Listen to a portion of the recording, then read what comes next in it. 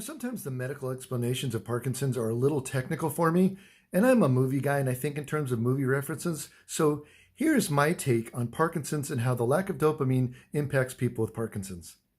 By the way, here's my disclaimer. This may not be 100% medically correct.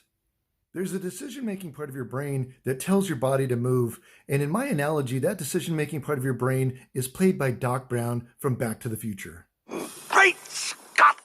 Now, when Doc Brown decides that there's a reason to move, like, I don't know, let's say there's some Libyans around.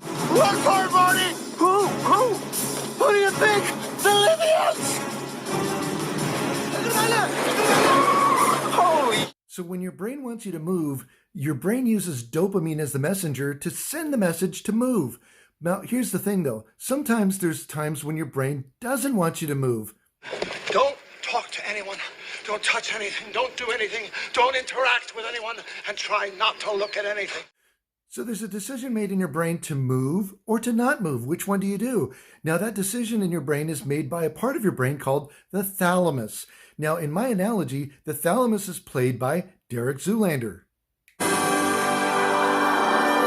Now, under normal conditions in a non-Parkinson's brain, there's something called a bias for action. There's dopamine flowing. You might even see there's a vibe. And there's a bias for action because the communication is very clear. And in those circumstances, the dopamine has no problems convincing the thalamus, well, it's time to act. It's time to move, just like this. Know what could really help you sort through these important issues? What? Orange mocha frappuccino! Yeah!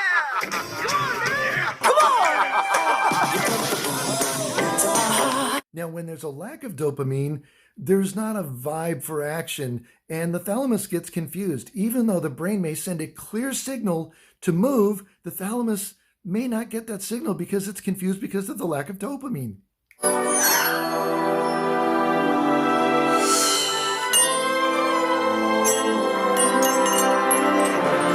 And that's what happens in Parkinson's. There's messages to move, but the thalamus gets confused, and it impacts even the most simple moves.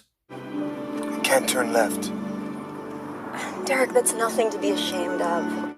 So instead of getting fluid and steady movements, you get like herky-jerky and tremoring movements because of those mixed and interrupted signals. That's kind of what it boils down to. Hopefully it makes sense, and it educated some people here in Parkinson's Awareness Month. But anyway, leave your questions and comments down below. I look forward to hearing from you. And as always, guys, thank you so much for your support. Take care and God bless.